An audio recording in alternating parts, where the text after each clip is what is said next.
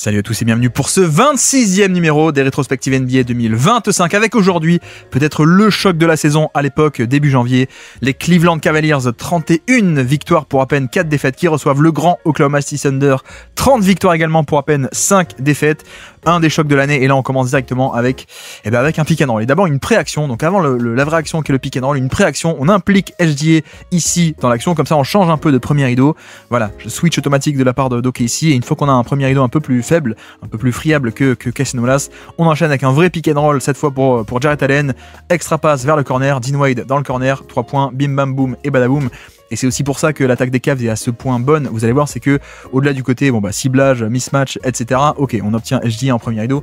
Mais regardez surtout pendant que Jarrett Allen remonte pour le pick and roll, on a Dean Wade qui redescend, qui va couper vers le corner. Et quel est un peu le but, c'est que regardez Cassius Wallace qui après avoir switché se retrouve comme l'homme sous le panier, donc l'homme qui doit aider pour le roll, pour le pick and roll. Donc là en effet, il va abandonner Dean Wade et rester un peu sur le pick and roll, sauf que du coup il ne va pas ressortir suivre son joueur Dean Wade. Et donc 3 points ouverts dans le corner. Et c'est un peu le point principal, c'est que Kenny Atkinson dit que son spacing ne vient pas que du shoot, il vient aussi du mouvement. Et à quel point le mouvement et l'animation vient un peu créer l'espace. Et puis là de l'autre côté, pick and roll bien endigué et le spacing qui est pas top. Vous voyez que quand SGA drive, on a 2 hommes sous le panier. Donc il s'arrête pour le flotteur plutôt qu'un lay-up sous le panier et c'est manqué. Et à noter qu'on a Dean Wade titulaire sur ce match qui va défendre SGA en match-up principal pour la taille et la mobilité. Et aussi, regardez au niveau du pick and roll, on a Jarrett Allen qui ne va pas switcher. On reste en 2 contre 1 sur le ballon. Pourquoi ? Parce qu'en fait on ne veut pas que le petit Mitchell switch sur le gros Hartenstein. Ce sera un mismatch. Donc ici, on ne switch pas ce pick and roll et l'aide, donc 2 sur le ballon, aide tag de la part de Dean Wade qui vient bumper ici, voilà, j'empêche le roll et quand ça ressort, hop, le problème de spacing qu'on a déjà bien vu toute la saison avec les 2 bigs de Cleveland qui sont sous le panier, donc on bloque l'accès au panier et bonne possession défensive. Et puis là on enchaîne avec, vous voyez, un autre pick and roll, mais cette fois-ci on a switché. Et oui, parce que c'est pas Mitchell, c'est Dean Wade qui est un peu plus gros, donc lui on accepte de le switcher sur Hartenstein. Et donc switch veut dire pas de décalage, mais veut dire aussi que SGA peut potentiellement attaquer Jarrett Allen et il va le faire. Je ne sais pas si vous avez vu la magnifique hésitation sur le move là, ici, donc il va attaquer un contre 1. Jarrett Allen qui est plutôt un bon big niveau switch, mais là il se fait un peu avoir sur le côté, regardez, comme SGA rentre dans le drive, mais ensuite ici il va ralentir, hop, ici je ralentis, je re-accélère, hop, je perturbe le timing de Jarrett Allen et je vais chercher 2 lancers francs. Et puis possession d'après, toujours pick and roll ici entre petits, SGA et Lou Dort, et en même temps on a aussi un leak L-E-A-K de Wallace qui va ressortir à 3 points en même temps que Lou Dort va redescendre. Et le but c'est de un peu perturber le positionnement et la protection de panier, puisqu'en effet vous voyez que Jarrett Allen ne va pas suivre Wallace, il va rester à l'intérieur pour protéger le roll et le pick and roll. Donc Wallace sort un petit peu tout seul, 1 contre 2 de Mobley qui doit couvrir à la fois Hartenstein et Wallace. Il attaque en sortie de dribble, sauf que le panier est bien verrouillé. Première action de Mobley, deuxième action de Mobley sur le rebond offensif. Voilà, c'est un peu cette idée que mine de rien il est un peu en retard Mobley, mais par derrière il va venir contrer ce tir une première fois, hop, ici même. Dean Wade était aussi au panier et même sur le rebond ça conteste le tir, c'est parfait, le panier est verrouillé. Et puis là pareil, pick and roll, et vous avez vu que cette fois-ci pareil, on switch ce pick and roll parce qu'on n'a pas peur que Dean Wade aille sur Hartenstein. Donc 1 contre 1, switch veut dire 1 contre 1 et pas de décalage, mais sauf que le shotmaking de la part de Jalen Williams qui va aller tout de même s'installer proche du panier, il peut pas aller jusqu'au panier, il n'arrive pas à dépasser Jarrett Allen, mais il va s'installer sur son spot ici à 2-3 mètres du panier, le petit pull-up, voilà, Jarrett Allen fait sa défense, il conteste le tir, il empêche l'accès au panier, c'est parfait, c'est juste entre guillemets, que Williams met le tir et puis là on part en semi-transition, mais vous avez vu que le tir est loupé, c'est un peu dommage, le tir était de qualité, mais surtout vous allez voir les schémas défensifs d'OKC avec à la base Garland qui fait un coup d'accélérateur qui met dans le vent Wallace, donc là Wallace est battu alors qu'il n'y a pas d'écran, juste Garland est passé devant, mais une très belle exécution d'un peel switch, P-E-E-L, de la part d'OKC, où en fait c'est SGA qui va récupérer Garland, donc là SGA est devant lui, donc c'est l'avantage, et de l'autre côté Wallace lui va peel off, il va revenir vers le corner, il va pas rester sur Garland, il va revenir vers le corner, voilà, et donc vous voyez que grosso modo on arrive à absorber le décalage comme ça de par ces peel switch, on le verra aussi, on le verra aussi beaucoup au match retour dans quelques jours après ce match là, mais bref, la bonne défense qui absorbe bien ce drive de Garland qui était pourtant bien parti, mais après avoir dépassé le premier défenseur il y en avait un deuxième sur le chemin, et puis là Mitchell à la baguette avec une empty action. Pourquoi empty? Parce que le corner est vide, littéralement, empty action ici, il attaque, il rentre vers l'intérieur, ça va faire un edge au niveau du pick and roll, donc à 2 contre 1 sur le ballon, vous voyez, mais à quel point la clé d'action, c'est à quel point Mitchell relâche bien et vite le ballon par-dessus cette prise à 2 qui aurait pu l'étouffer. Ça relâche, et donc vu qu'il y a 2 sur le ballon, ça veut dire qu'il y a un surnombre ailleurs pour les Cavs. Et là, excellente lecture, une deuxième excellente lecture de la part de Jarrett Allen qui va faire la passe de short roll, on appelle ça le short roll, pour aller trouver le cut de Dean Wade. Hein. Excellent timing de Dean Wade qui vient couper dans le dos de l'aide de son mec, de son défenseur, pardon, qui est SGA. Et donc extra passe et panier facile, voilà. Le mouvement, l'exécution aussi, hein. C'est pas que les schémas, c'est aussi le fait que c'est exécuté de manière très rapide et très précise. Et puis là pareil, vous avez vu, cette fois on n'a pas fait un switch, on a fait un edge, on est resté à 2 sur le ballon. Alors aussi le système qu'on tente ici, c'est plutôt que pick and roll un peu classique où c'est lui qui arrive, SGA qui arrive balle en main pour le pick and roll. On fait une sortie d'écran. Bon, en l'occurrence ça marche pas parce que Dean Wade est en top lock, il se met devant son attaquant, il empêche de SGA de prendre l'écran, il est en top lock, donc littéralement le verrouillage par-dessus, le top lock, donc ça marche pas. On enchaîne pick and roll classique et là Jarrett Allen va monter, Dean Wade met du temps à switcher. Et donc la pocket passe entre les deux et le flotteur d'Hartenstein tout seul. Vu qu'il y avait 2 sur le ballon, ça veut dire que Hartenstein au roll est tout seul. Et puis là, une bonne défense, excellente défense de la part de Lou Dort. Je ne sais pas si vous l'avez vu ici, c'est une stagger action. Donc stagger, c'est 2 écrans, littéralement 2 écrans empilés, staggered screen. Donc un de Dean Wade, un de Jarrett Allen. Et sauf que regardez Lou Dort qui reste très très bien accroché. On passe sous un premier écran, on reste accroché sur le deuxième, on est de retour déjà en très bonne position, ça coulisse très bien. L'aide aussi les mains baladeuses de Wallace qui va venir ici perturber le dribble. Et Lou Dort qui reste en face, conteste le tir, c'est parfait, aucun décalage concédé sur l'action. Et rebond défensif derrière. Et puis là pareil, Jarrett Allen qui est à la baguette, vous avez vu aussi, hein, on refait de l'autre côté une zoom action, donc ici le ballon, donc un jeu de dribble and off plus un écran, Mobley écran plus dribble and off de Jarrett Allen, zoom action, sauf que regardez ce que fait Lou Dort, il se met aussi en top lock, il va se mettre devant pour empêcher de prendre l'écran. Voilà, je t'empêche de prendre l'écran, donc je t'empêche d'avoir ce décalage. Voilà, donc très bien défendu. Donc ça marche pas, on passe de l'autre côté. Garland qui va tenter sa chance face à Wallace. Voilà, ça c'est exactement ce que veut la défense de KC. On a réussi à annihiler tout décalage et donc en fait on est sur une possession. En fait, rien n'est libre. Hein. Là, sur le premier jeu de main à main, Wallace reste accroché, rien du tout. Lou Dort qui reste accroché aussi à Mitchell, donc il n'y a rien qui se passe et 1 contre 1. Avec un Garland qui prend un tir un peu totalement contesté, hein, pas un tir de bonne qualité en fin de possession, parce que la défense d'OKC, oui, le Thunder dans ses œuvres, et puis là pareil, hop, sauf que cette fois on s'ajuste la possession d'après et ça finit avec un tir au panier, lancé franc. Bon, ça aurait pu être un dunk, mais c'est la différence, c'est que bon, le système c'est une option pour aller à gauche, une option pour aller à droite. Vous voyez, il prend l'option pour aller finalement sur la main gauche avec Jarrett Allen, il va être réceptionné par Hartenstein ici même.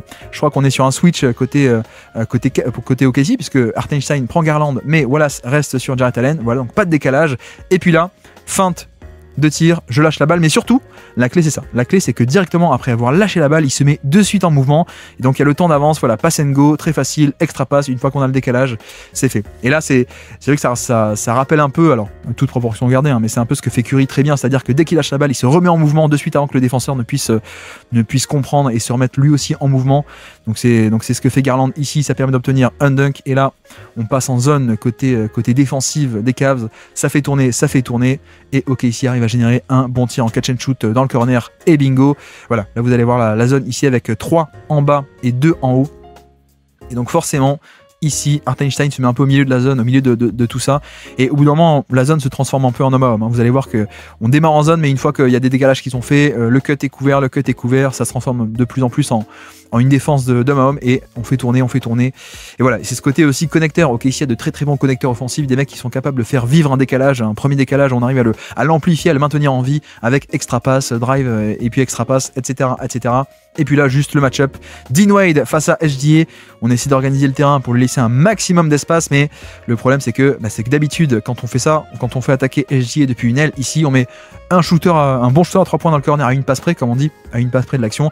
Et de l'autre côté aussi. Sauf que là, c'est pas un bon shooter, là c'est Hartenstein. Donc vous voyez à quel point est-ce que Jarrett Allen peut dézoner totalement et abandonne le shooter entre guillemets, mais c'est pas un shooter. Il abandonne et il peut couvrir la raquette. Et donc quand SGA veut driver, il peut pas parce qu'il y a un obstacle ici. Il y a Jarrett Allen qui empêche la progression. La raquette est bouchée et donc SGA est obligé de se contenter d'un pull-up dans la mi-distance. Donc voilà, ce côté manque de spacing, malheureusement, j'ai pas apprécié, hein, mais c'est vrai que. Pardon, je reviens en arrière. Chet est absent encore. On est le 8 janvier, je crois. Chet, d'habitude, dans ce rôle-là, lui, il a la menace de 3 points, mais là, Chet est encore blessé, donc c'est Hartenstein, le titulaire sur ce match-ci. à noter hein, ce côté blessure, c'est pour ça qu'on ne le voit pas, le Chet Holmgren évidemment. Et puis là on enchaîne avec Jalen Williams qui va cibler Garland, le tir est bon, le tir n'est pas rentré, mais hop, pick and roll pour aller cibler le petit Garland, c'est ce qui est fait, switch un peu automatique parce qu'on n'a pas envie de si on reste à deux sur le ballon, Wallace pourrait s'écarter pour un pick and pop ouvert, donc on ne veut pas, on switch de manière automatique. On switch aussi l'autre action qui est Isaiah Joe qui va remonter en même temps que le pick and roll, Joe remonte, donc là regardez Strus dit hop on switch ça aussi, comme ça pas de décalage. Donc voilà, là niveau défense c'est vrai que tout est absorbé, il n'y a aucun décalage nulle part, aucun espace, aucun temps d'avance, tout est parfaitement maîtrisé, sauf que hop, bon full-up à 3 points de la part de Williams, ça par-dessus le plus petit Garland. Mais bon, niveau défensif, on est quand même plutôt content de laisser ça plutôt qu'un dunk ouvert au panier ou un catch and shoot ouvert à 3 points, évidemment. Et puis là, juste, on va cibler Jalen Williams et on le fait très bien avec Caris LeVert qui était encore là au mois de janvier. Hop, le pick and roll avec Jarrett Allen, une vraie menace de alley-oop. On va cibler Jalen Williams ici qui est un bon spacer en attaque mais qui n'est pas un bon défenseur de drop notamment. Donc là, la menace de verticalité qui plonge dans le dos et en effet, il y a cette option en hauteur, hop, le alley-oop dans le dos et surtout, vous voyez, je sais pas si vous voyez aussi côté faible, qu'est-ce qui se passe? On n'a personne dans le corner. Donc techniquement, il faudrait qu'on ait quelqu'un dans le corner côté OKC qui vienne coulisser en un pas, couvrir un peu le pick and roll, sauf que regardez, Dean Wade il est en haut. Dean Wade il est en haut volontairement sur l'aile, donc il n'y a personne qui peut coulisser facilement. Donc SGA, s'il veut aider, il doit descendre depuis tout en haut, hop, redescendre ici, ce qui est plus dur que faire seulement un pas de côté ici même. Donc là, il n'arrive pas à temps SGA et le panier est marqué. Magnifique passe de la part de Caris LeVert ici même, et puis là, ça switch le pick and roll, comme ça, pas de décalage, et on force un pull-up. Donc voilà, là encore, hein, switch, vous le voyez ici, changement. Wade qui prend Jalen Williams, donc pas de décalage, pas de temps d'avance, pas de drive, et juste on te laisse prendre ton pull-up à 3 points, c'est manqué. Donc là Cleveland est très content de ce tir là. Et là pareil, donc plutôt que d'attaquer avec des gros, cette fois-ci on attaque avec des petits. Cette fois-ci c'est Isaiah Joe en poseur d'écran, c'est pas un gros, c'est le petit Isaiah Joe. On va switcher automatiquement parce que pareil, hein, Joe étant une menace de pick and pop, on ne veut pas rester à 2 contre 1 sur le ballon et un Joe qui s'échappe tout seul à 3 points. Donc on switch, mais donc le switch veut dire mismatch et veut dire que SGA peut attaquer Max Strus qui est un bon défenseur en plus, hein, Max Strus, mais sauf que là il fait une magnifique hésitation au démarrage, hein, vous allez voir, hop, je rentre dans le drive et je dépasse en à peine 2 pas là, hop, je dépasse Max Strus, je vais au panier, et en plus la finition, je vais aussi détailler la finition parce que vous allez voir que Jarrett Allen est pas loin, il est sous le panier, regardez ce que fait SGA, donc là il dribble, là le dernier dribble il est ici. Voilà, donc ça c'est ce qu'on appelle le gather step ici, le pas de pour collecter le ballon, le gather step ici, et en fait il va faire un layup sur un pas, un one foot layup. Ici, il fait un pas et il décolle. Et vous voyez à quel point ça marche, parce que le fait de faire justement pas un double pas mais un décollage après seulement un appui, ça vient perturber le timing et ça surprend un peu Jarrett Allen qui pensait devoir affronter un double pas et en fait non, ça décolle trop tôt. Et donc quand SGA est en train de relâcher le ballon, Jarrett Allen n'a pas décollé. Donc voilà, c'est magnifique de bout en bout cette possession, à la fois le démarrage de l'action mais aussi la finition, le one foot layup qui était un peu un truc classique, hein, notamment Tony Parker qui était le roi de ça, de ces one foot layup, et ça c'est l'apanage des grands drivers, hein. Ce côté finition très varié en termes de footwork, Tony Parker, on pourrait en citer d'autres, hein, mais clairement SGA fait partie de cette catégorie de joueurs qui sont élites au niveau de la finition, pas que le toucher de balle, pas que les mains je veux dire, mais aussi les pieds.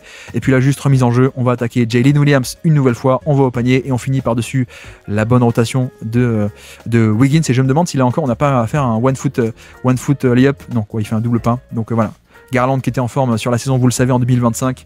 On va finir par-dessus Wiggins, c'est parfait. De l'autre côté, on repasse avec SGA à la baguette face à Garland. Comme Garland est un bon match-up, on va pas s'embêter à changer.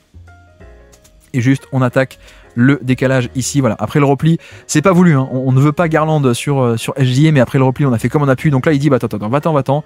Je préfère affronter Garland que Jarrett Allen, donc j'y vais. Laissez-moi de l'espace, on y va. Et quand ça vient aider, bah forcément, ça relâche, extra passe, corner ouvert à 3 points. Merci SGA d'avoir créé le décalage et d'avoir lâché la balle aussi pour l'exploiter. C'est parfait. Et puis là, la bonne défense en plus, hein. Bonne défense de SGA. Regardez, je vais mettre au ralenti. Pick and roll ici avec Jarrett Allen, mais regardez ce que fait SGA qui par derrière va avec ses très longs bras par derrière, hop, va arriver à dévier ce ballon et ça part en contre-attaque de l'autre côté pour que OKC repasse panier facile, repasse à 19 partout dans cette partie, milieu de premier quart-temps. Le match va être costaud, hein. Accrochez-vous, il y a beaucoup à décrypter. Et puis là, autant Jalen se fait cibler au niveau de la défense, autant il est là aussi pour ça, parce que regardez, déjà en termes de positionnement, le fait de jouer, être un passeur loin du panier, ça permet d'éloigner du panier.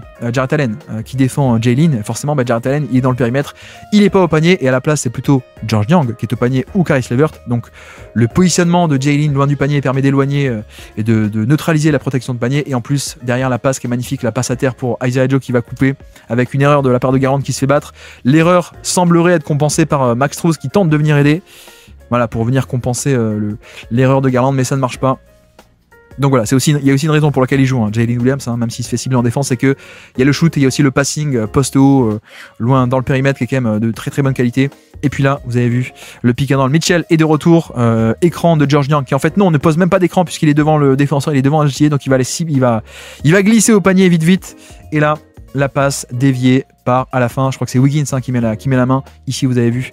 Donc voilà, c'est ce côté défense étouffante de la part d'OKC. Ça, on le sait, on l'a vu toute la saison. Donc on reste à +2 pour OKC dans ce match-là. Et puis là, pick and roll, extra pass et corner à 3 points. Et bingo. Voilà, bingo avec un classique, c'est-à-dire le pick and roll SGA avec le petit Isaiah Joe, pardon, un petit poseur d'écran, j'allais dire, mais en fait l'écran n'est même pas posé, c'est juste une espèce de course croisée, il n'y a même pas d'écran, même pas de contact, hop, vite, je m'écarte, sauf que là, Max Strus se dit, qu'est-ce que je fais? Est-ce que je suis le shooter ou est-ce qu'il y a HGA qui va driver? Il faut quand même que je sois là pour contenir. Donc voilà, c'est aussi ce truc où quand il n'y a pas d'écran qui est posé, on ne sait pas quoi faire niveau défensif. Est-ce qu'on doit switcher ou pas alors qu'il n'y a pas, concrètement, il n'y a pas d'écran, mais il y en a un qui switch et il y en a un qui switch pas, et donc le décalage est créé, et ensuite extra pass, et le fait d'avoir Jalen Williams permet d'avoir un spacer dans le corner qui met ce tir là, donc c'est génial. Et puis là, possession, Caris LeVert, driving kick, et à la fin de Georges Niang, le tir est loupé, mais ça part d'un pick and roll, on va cibler encore une fois, on cible Jalen Williams, on va tenter de lui faire du mal, et lui faire du mal à sa défense, mais oui, à quel point la défense se déploie, c'est-à-dire que directement c'est protégé de par Aaron Wiggins en tête de raquette, et même ligne de fond, Wallace vient aussi surcharger le terrain, ici même, SGA, du coup, comme Wallace vient aider, lui il a la responsabilité des deux shooters côté faible, voilà, donc il doit un peu zoner entre les deux, il attend, il va sur celui qui reçoit la passe, voilà, et en plus, excellent close-out de la part de SGA qui, regardez, il revient pas tout droit vers Mitchell, il revient un peu sur le côté, ici, pour empêcher l'extra passe. Regardez comment il vient fermer, hop, en mettant la main pour empêcher l'extra passe vers l'autre shooter, donc très bonne défense de la part de SGA. Mitchell obligé de repasser de l'autre côté, passe vers l'autre côté du terrain, mais c'est loupé. Donc voilà, même SGA qui fait des actions en défense également. Et puis là, pareil, juste un jeu de main à main très simple. Mobley avec Max Strus, ici. On va cibler le positionnement de Jalen Williams, encore une fois, qui reste bas. Donc, il y a une poche d'espace pour le pull-up à 3 points. C'est pris et c'est mis. Cleveland qui revient 26-22. Les Cavs à -4 à peine. On reste au contact. Et puis là, SGA face à Mobley. On attaque. Mobley reste en face, mais la faute. Il s'est fait un peu avoir avec les mains, comme ils disent, dans la boîte à cookies. Le pauvre Mobley. Donc là, le switch qui se fait aussi. Pourquoi? Parce que on a un pivot de pick and pop potentiellement, donc on peut pas rester à 2 sur le ballon. Hop, on reste. Max Strus va rester plus ou moins proche du pick and pop. Alors là, il dézone un peu pour boucher l'espace, mais il se tient prêt à revenir. Et donc là, on a un contre 1 switch. Il va l'attaquer. Hop, crossover. Je reviens. Je prends la faute. Et ok, ici 2 points dans la besace sur lancer franc. Et puis là, on va continuer de cibler Jalen Williams avec cette fois-ci une sortie d'écran. C'est peu fréquent, mais là, ça arrive. Sortie d'écran, un pin down, comme on dit, donc un down screen pour Evan Mobley en tête de raquette. Lancer franc, un tir au niveau des lancers francs, grosso modo, pour cibler encore le pivot backup qui est pas un bon défenseur. Et puis là, le système classique pour Isaiah Joe, c'est-à-dire pistol action. Ici, un écran sur le côté. Voilà. Après l'écran, je redescends dans la raquette. Avant en fait de remonter, prendre un écran vers le haut de la part de Jalen Williams. Voilà, c'est le grand classique de Isaiah Joe à OKC. La passe est parfaite, Caris LeVert est en retard, le tir dans un fauteuil, c'est génial. En termes de qualité de tir généré, c'est quand même génial. Bon, le tir n'est pas rentré à la fin, mais on a réussi à créer ce très bon tir ouvert pour un shooter d'élite, donc c'est très bien en termes de process. On peut pas tous les mettre, évidemment. Même Curry, il met que 40% et quelques de ses 3 points, même le meilleur shooter de l'histoire. Bref, de l'autre côté, c'est pas Dean Wade, donc c'est un mec un peu plus petit, c'est Max Strus qui est un bon défenseur, mais qui en effet n'a pas la taille et la longueur de Dean Wade, donc il résiste, mais SGA peut lui shooter par-dessus la tête, juste en post-up, 1 contre 1, c'est parfait. 30-24 pour OKC à l'extérieur, et là c'est Mitchell à la baguette, la passe sous le panier, c'est parfait. Voilà, le double drag, on appelle ça, donc un pick and roll à 2 écrans, et drag, c'est parce que c'est un peu en semi-transition. Bref, on s'en fiche, donc pick and roll à 2 écrans, on y va, on attaque. Côté OKC, on veut pas forcément switcher, parce que surtout on a SGA à la fin de tout ça, donc on veut pas forcément switcher. Il attaque vite, il passe entre les défenseurs, et là on voit bien le 1 contre 2 ici, une fois qu'il a dépassé SGA. La petite passe parfaite, la rotation est là, mais ça fait faute, et Mobley qui va pouvoir mettre des lancers francs. Et puis il reste 30 secondes dans ce premier quart-temps. SGA qui attaque, il va chercher Mitchell, il attaque et panier, rebond offensif de Hartenstein qui met le end one, pardon. Voilà, très simplement, juste on fait venir, on implique dans l'action le défenseur le plus fragile selon nous. Voilà, Mitchell, et une fois que c'est fait, on attaque directement. Vous voyez aussi à quel point il attend pas, il recule, il laisse venir, non, il attaque, crossover, il rentre dans le drive, hop, dès que le switch se fait, comme ça il a déjà un temps d'avance sur un simple crossover. Et puis derrière aussi le boulot de Hartenstein au niveau du rebond offensif, qui prend la position par rapport à Mobley qui est grand mais un peu plus fin. Et puis ça finit au panier avec le end one. Et donc deuxième carton en 34 déjà à 25. OKC quasiment à plus 10, à plus 9 pour être précis. Et là, séquence de tiki-taka qui donne 3 points dans le corner. Avec, je crois que c'est une zone défensive, si je dis pas de bêtises, à peu près pour OKC. Vous voyez qu'il y a 2 en haut et 3 en bas. On va l'avoir beaucoup cette zone. Voilà. Et sauf qu'on fait tourner. Et le point principal, c'est qu'on met un mec au milieu des deux lignes. Hein. Au milieu de la zone, on flash Evan Mobley au milieu de tout ça. Et donc, extra passe facile, on renverse de l'autre côté. Une fois qu'on est au milieu de la zone, c'est parfait. Et 3 points grand ouverts pour Max Strus. Donc voilà, et de l'autre côté, pareil, en transition, on prend la position. Et Mobley qui va au panier cette fois-ci, vous voyez, la défense n'est pas encore totalement en place. Donc on va vite prendre le panier. Sous le panier justement, sous le cercle, voilà, avec en plus le côté agressivité qui fait du bien de la part de Mobley, qui est quand même assez fin mais qui a été assez agressif sur ce match-là. Vous verrez aussi le panier clutch à la fin, le drive clutch, on y arrivera. Et puis là, toujours Hartenstein à la baguette face à Evan Mobley. Voilà, là on voit aussi qu'il y a un différentiel de puissance, sauf que Mobley, il arrive à rester en face et avec ses longs bras à contester, hop, jusqu'à la fin. Donc on se met ici, le jeu de main à main, ça marche pas, donc on attaque et à la fin, hop, Mobley, les longs bras, contester le tir. C'est génial, donc Cleveland qui commence à remonter ici au score 34-31. L'écart se réduit. Et là, du passing et un Mobley qui tente de finir au panier mais qui n'y arrive pas.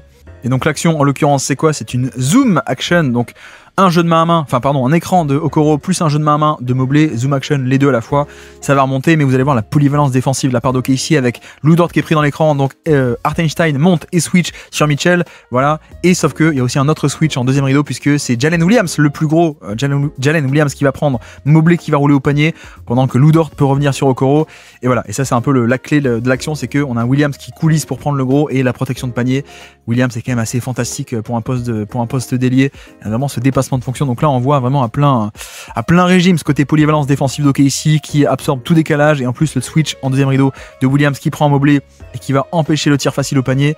Bon, c'est juste qu'à la fin, hop, il y a un petit rebond offensif, et donc une fois qu'il y a un rebond offensif, les match-ups sont plus du tout les bons, un trou dans la défense et Mobley peut aller chercher 2 lancers francs pour recoller à 34-33. Les Cavs qui reviennent petit à petit, qui sont quasiment au contact, 34-33 désormais. Aaron Wiggins, le blind pig pour Jalen Williams qui dégaine le 3 points et bingo. Alors le blind pig c'est quoi? C'est une technique un peu, alors à l'époque de la triangle offense, l'attaque en triangle, c'est que là vous voyez que Wiggins veut donner la balle à Jalen Williams, sauf que Okoro est assez agressif, donc la passe ici directement est un peu risquée. Donc qu'est-ce qu'on fait? On passe par Hartenstein, on passe par un troisième homme. Donc l'idée c'est que Wiggins donne la balle à Hartenstein, et vu que Okoro est un peu agressif de ce côté, Williams va couper de l'autre côté. Voilà, si Okoro est trop agressif d'un côté, il est vulnérable de l'autre. Donc hop, on passe par derrière. Et Williams prend la balle, et en effet Okoro est un peu en retard, ça monte pas sur le switch, donc le pull-up à 3 points est ouvert. Le blind pig, littéralement le cochon aveugle, hein. Oui, c'est le nom est un peu bizarre. Donc voici 3 points pour OKC, et sur le terrain est rentré Ty Jerome qui va faire des merveilles sur ce match comme sur toute la saison, vous le voyez. Il attaque dès la semi-transition, un espèce de pick and roll ici improvisé avec Mobley, et puis la menace du flotteur qui fait que Hartenstein va monter, ça libère sous le panier. Mobley sous le panier est servi, la finition aérienne et verticale, c'est parfait. Et puis là, de nouveau en semi-transition, un simple jeu de main à main qui va donner une ligne de drive ici, hop, pick and roll. L'écran n'est même pas très bien posé, hein. Vous voyez que Max Strus ne pose pas l'écran, mais juste course croisée, et Aaron Wiggins va devoir prendre Mitchell, mais il est un peu en retard, il se laisse déborder, sauf que la défense en deuxième rideau, une nouvelle fois du fantastique Jalen Williams qui vient totalement neutraliser cette action, alors que pour le coup l'action marche bien. Le côté ici, le ghost screen, l'écran fantôme qui vient perturber le switch, c'est parfait, le décalage est fait, mais Jalen Williams veille au grain, au panier, et il vient totalement effacer ça. En fait, c'est de qualité pivot, hein. C'est vraiment, en termes de protection de panier, c'est comme un pivot. Williams, cette année, c'était assez absurde, les chiffres de perte d'efficacité infligés au panier. Et puis là, le retour de Ty Jerome, ici, le double écran avec un écran ici, un écran là. Les deux, il va débouler dans la raquette. Voilà, la petite hésitation, le flotteur. Voilà, Ty Jerome qui est juste en feu sur ce match-là, et quand ça monte pas sur lui, je crois qu'il a mis 60% de ses flotteurs cette année. C'est un truc assez absurde. C'était le roi de cette distance. Et puis là, Vous le voyez aussi, un pick and roll à 2 écrans pour OKC avec Wallace et Hartenstein. Ça va switcher une première fois avec Garland qui monte sur Williams. Ok, on prend le deuxième écran ici. Donc Jarrett Allen va récupérer Williams et dans le même temps, on a aussi Okoro qui va récupérer Hartenstein. Donc là, un espèce de switch à 3 avec Garland, le plus petit Garland qui peut remonter sur Wallace. Et donc voilà, c'est vrai que ça reste un mismatch. Le gros Hartenstein défendu par Okoro, mais c'est moins un mismatch. Okoro est quand même un peu plus solide que Garland. Donc là, on a réussi à sauver un peu ce mismatch là. Donc Williams lâche la balle. Très bonne défense, très polyvalente également de la part de Cleveland. Et donc fin de possession. Kenrich Williams qui attaque Okoro, mais ça marche pas. Et il va heureusement trouver sous le panier juste à la fin. Wallace qui traînait par là.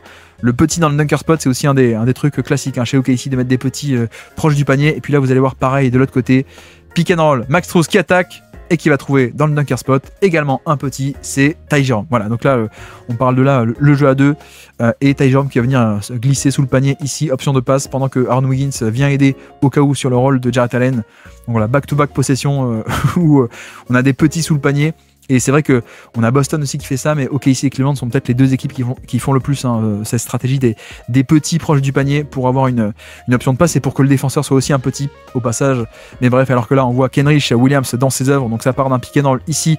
Williams essaie d'attirer d'un côté 2 contre 1 sur le ballon, c'est aussi bien compensé parce que pendant que 2 sont sur le ballon, Okoro vient couvrir un peu Hartenstein, voilà, c'est fait. Et quand ça se redéploie, c'est juste Kenrich qui va attaquer et mettre son petit pull-up.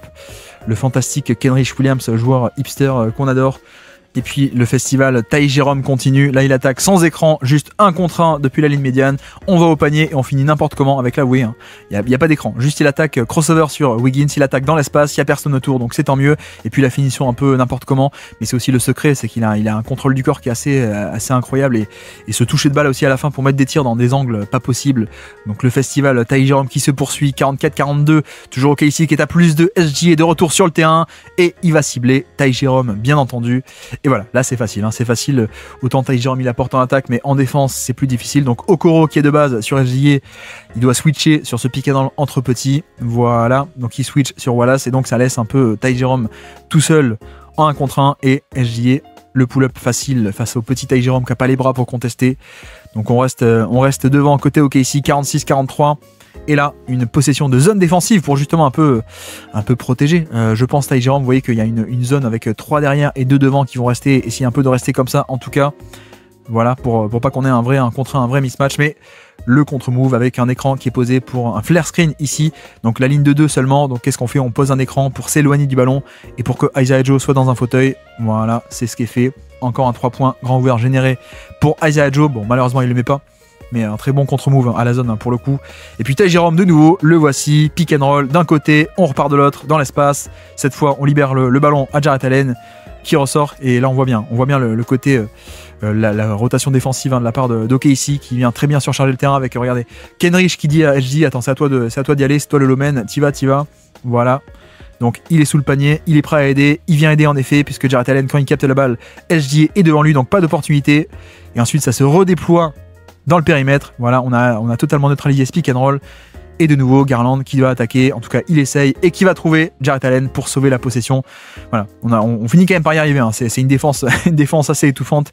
Mais heureusement, la création à partir de rien de Garland vient un peu sauver tout ça. Et vous notez que ça vient cibler Jalen Williams et directement Allen qui plonge dans son dos. Et comme tout à l'heure, SGA cette fois ne peut pas faire la rotation en un pas sur le côté parce que Okoro remonte et donc voilà, comme tout à l'heure, un peu ce côté verticalité et alley-oop avec SGA qui ne peut pas coulisser facilement pour empêcher ce alley-oop. Donc c'est parfait. Et puis ici on enchaîne avec un double écran pour Darius Garland. Quel est le but du premier écran? C'est d'impliquer SGA dans l'action. Comme ça on obtient un switch comme ça. Sur le deuxième, on a SGA en premier rideau, c'est moins fort, mais vous allez voir un peu le côté défensif d'OKC avec directement l'aide depuis le côté faible qui se met, avec Isaiah Joe qui se met sous le panier très tôt et qui dit ah voilà, attends, moi j'aide et toi tu dois zoner entre les deux shooters. Voilà, la coordination est parfaite. Le ballon, on peut rester à 2 parce que le rôle est couvert par Isaiah Joe. Wallace hésite entre les deux, il attend de savoir où va la passe pour savoir où aller, il attend, quand Garland fait la passe vers le corner, il y va, on couvre le corner, on saute, on conteste la passe. Isaiah Joe qui passe à deux doigts près d'intercepter ce ballon. Dean Wade qui re-attaque, récupéré, et ça finit par un 3 points de Isaac Okoro. Voilà, on est vraiment sur une possession presque rêvée de la part d'OKC, mais tout est parfaitement exécuté pour protéger finalement Williams qui va rester un peu en 2 contre 1 sur le ballon, mais Isaiah Joe, Wallace, SGA qui revient dans l'action, etc. Vraiment, c'est compliqué, compliqué de créer un décalage face à cette défense, mais à la fin, tir d'Okoro, donc on est content de conseiller ce tir-là. Le problème, c'est que tous ces switches d'un côté et de l'autre, forcément, Williams n'est pas sur Jarrett Allen, donc mismatch au rebond offensif et Jarrett Allen facilement face à SGA qui prend le tir. Et puis, pareil, vous voyez à quel point Garland bouge même sans ballon. Et là, il vient se positionner dans le corner pour un 3 points qui vient sauver la possession. Et puis la excellente défense de la part de Cleveland avec un Jarrett Allen qui va switcher sur l'écran sur SGA. Qu'est-ce que ça permet? C'est que regardez, on va changer et surtout, en sortie de l'écran, SGA ne peut pas enchaîner. Il ne peut pas enchaîner vers le panier puisqu'il y a un obstacle qui se présente devant lui. Donc il n'y a pas de décalage directement. On change 1 contre 1. Il re-attaque, sauf que Jarrett Allen coulisse très bien ici même. Voilà, je reste en face et je force un tir dans la mi-distance aussi. Pourquoi? Parce que l'accès au panier est plutôt bouché, plus la bonne défense de Jarrett Allen. Donc on force à plutôt un tir à mi-distance plutôt qu'au panier. C'est génial, sauf que le problème c'est le rebond offensif là, de Isaiah Joe qui vient dans le dos de tout le monde. Donc deuxième opportunité pour OKC et puis le retour de ce duo SGA avec Isaiah Joe. Et le problème c'est que voilà, pas d'écran posé, comme d'habitude, pas d'écran posé, juste je m'écarte et Garland qui fait le choix de plutôt que switcher, il va rester sur son shooter vu qu'il n'y a pas d'écran, il se dit, sauf que SGA peut attaquer, personne devant lui, vous voyez que le champ est libre et quand ça vient aider au panier, juste extra passe, et ça finit avec un flotteur ouvert de Hartenstein dans le dos de la défense. Mais voilà, là clairement Shai Gilgeous-Alexander n'a pas l'assist, mais c'est lui qui crée le décalage, la possession elle est pour lui entièrement. Ce côté aider l'équipe à être meilleur, on le voit ici, même s'il n'y a pas sur le box score l'assist à la fin. Donc 53-50, fin de première mi-temps. Et là, un pick and roll inversé, Mobley à la baguette qui va au panier contre Jalen Williams et cette fois-ci il y arrive. Voilà, inversé parce que c'est le gros qui a la balle et le petit Garland qui pose l'écran ici même. Voilà, pour créer un décalage. Et puis une fois que c'est fait, Mobley qui va jusqu'au panier pour finir par-dessus, par-dessus le très grand et très long, surtout Williams, ici même, vous voyez, il relâche la balle très haut, même au-dessus du niveau du cercle, donc ça aide. Ça aide d'avoir de très, très longs bras, forcément, quand on est Evan Mobley. Donc 53-54 les Cavs qui sont à +1 et cette fois-ci c'est juste isolation. SGA qui va juste attaquer dans l'espace, 1 contre 1, pas d'écran. Je vais sur mon spot, je vais pas directement jusqu'au panier puisque Jarrett Allen manque de spacing. Jarrett Allen peut rôder autour du panier. Voilà, ici même, sauf que pas besoin d'aller jusqu'au panier, je vais à 1 ou 2 mètres du panier, le petit pull-up, mon tir favori, mon spot favori, c'est parfait. Et puis là, de nouveau, le retour du pick and roll, cette fois c'est Jalen Williams qui ne pose pas d'écran, mais qui s'écarte, voilà, donc ça va switcher cette fois-ci, voilà. Mitchell prend SGA, ça switch, Caris LeVert qui va ailleurs, et sauf que voilà, qui dit switch, dit mismatch, donc SGA peut attaquer Mitchell plus facilement dans l'espace, sauf que, là encore, vous voyez qui est-ce qui est sous le panier, c'est à la fois Jarrett Allen et Evan Mobley. Donc le drive, finalement, il y a de l'aide qui vient au panier, les longs bras, les mains de Mobley pour créer l'interception et partir de l'autre côté. Et puis nouvel essai cette fois-ci avec Isaiah Joe. Vous avez vu que ici, on reste à 2 sur le ballon et c'est une aide de la part de Mitchell qui va venir compenser sur le shooter à une passe près. Il va presque faire l'interception ici. Hop! Même il a fait l'interception puisque le ballon n'est pas dévié par personne, juste perte de balle de la part de OKC parce que pour une fois, élément de surprise, SGA s'est pris une prise à 2. Un peu de pression ici pour surprendre, contrairement à tout à l'heure où c'était un switch. Donc perte de balle, Cleveland qui récupère la possession qui va pouvoir partir de l'autre côté. 1 minute 30 à jouer. Cleveland, Mitchell qui obtient Isaiah Joe en switch, il attaque, extra passe dans le corner. Malheureusement, c'est fait exprès. C'est fait exprès que Mobley soit dans le corner, c'est que on est totalement enclin à l'abandonner à 3 points pour mieux protéger la raquette. C'est ce qui est fait à la fois Jalen Williams qui vient aider et quand Williams vient aider, on a aussi Jalen qui coulisse pour compenser l'aide de Jalen. Donc voilà, c'est couvert et donc l'homme qui est ouvert à 3 points, c'est Mobley. Mais OKC est totalement content de laisser ça.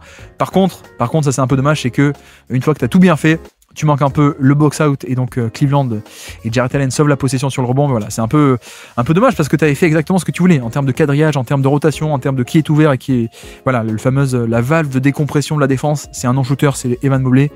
Mais tu te fais punir à la fin parce que tu n'as pas protégé ce rebond. Un peu dommage. Donc 57-58 pour les Cavs, +1. Et puis là, Mitchell qui va au panier. Il n'arrive pas à finir, mais le tir était quand même plutôt pas mal. On attaque directement en semi-transition. On va cibler une nouvelle fois Jalen Williams. Et avant que la défense puisse totalement se mettre en place, on attaque très tôt dans la possession. On va jusqu'au panier. Et là, au panier, juste le layup qui est manqué, c'est un peu dommage. Mais Jarrett Allen est par là, non, il prend pas le rebond offensif, donc c'est loupé.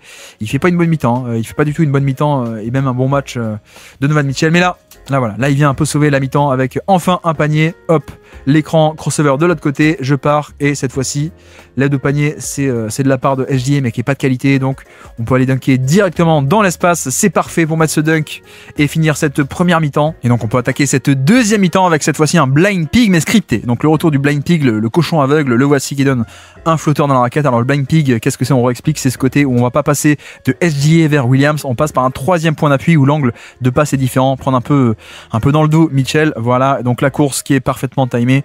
On peut pénétrer jusque dans la raquette, venir fixer Jarrett Allen, on libère sous le panier, le flotteur, le fameux flotteur de Isaiah Hartenstein, ça rentre.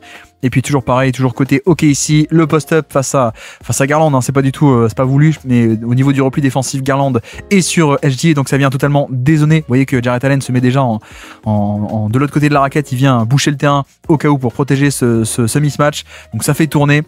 Et Williams qui va driver face à Mobley, qui libère sous le panier avec le flotteur de Hartenstein de nouveau, hein, ce fameux flotteur de Hartenstein.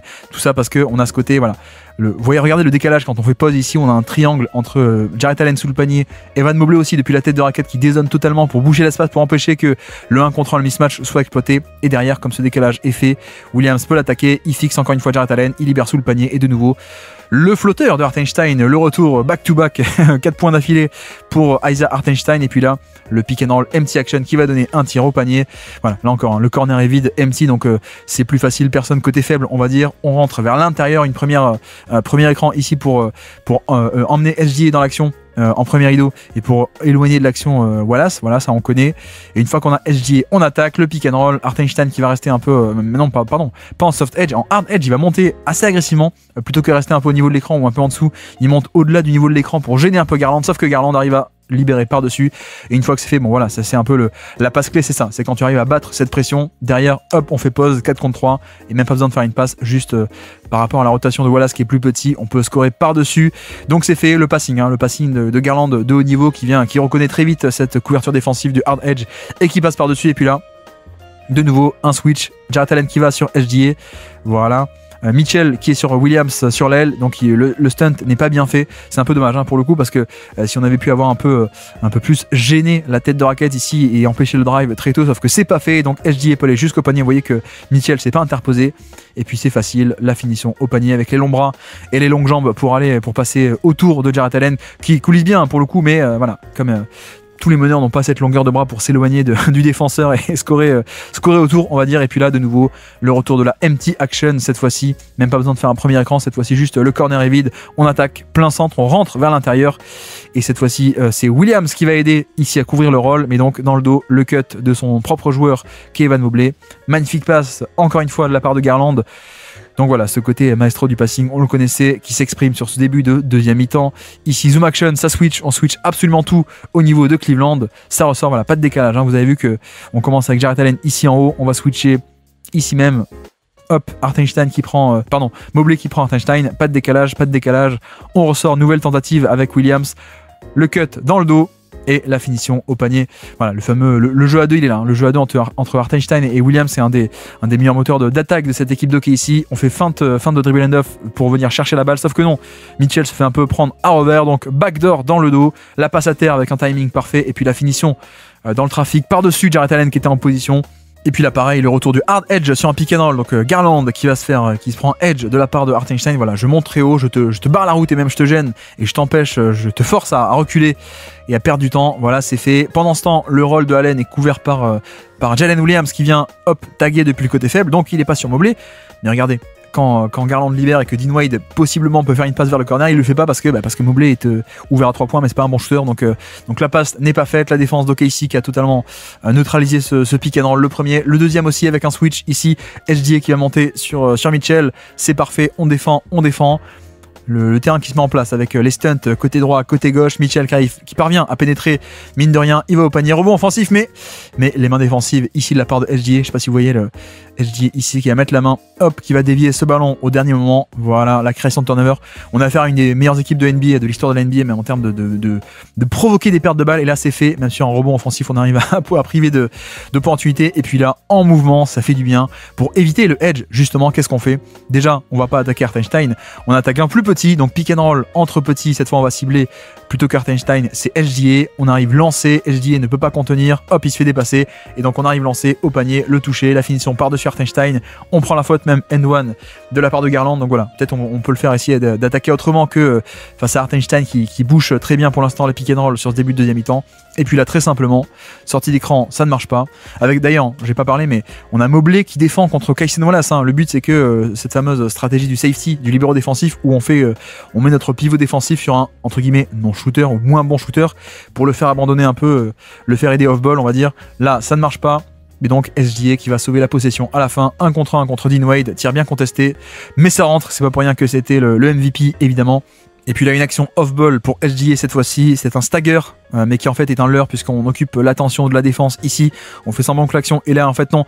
Hartenstein se retourne et part de l'autre côté pour un jeu avec Jalen Williams au contraire qui va essayer de pénétrer, mais la raquette est bien engluée et donc il s'arrête un peu en tête de raquette pour un tir contesté. Donc voilà, le côté, bon il y a le shot making, il lui met le tir à la fin, mais c'est vrai que l'accès au panier a totalement été bouché par cette défense, bonne défense de la part de Mitchell et en plus voilà, Mobley totalement dans ce rôle d'abandonner son défenseur et de venir rôder autour du panier. Là c'est ce qui est fait.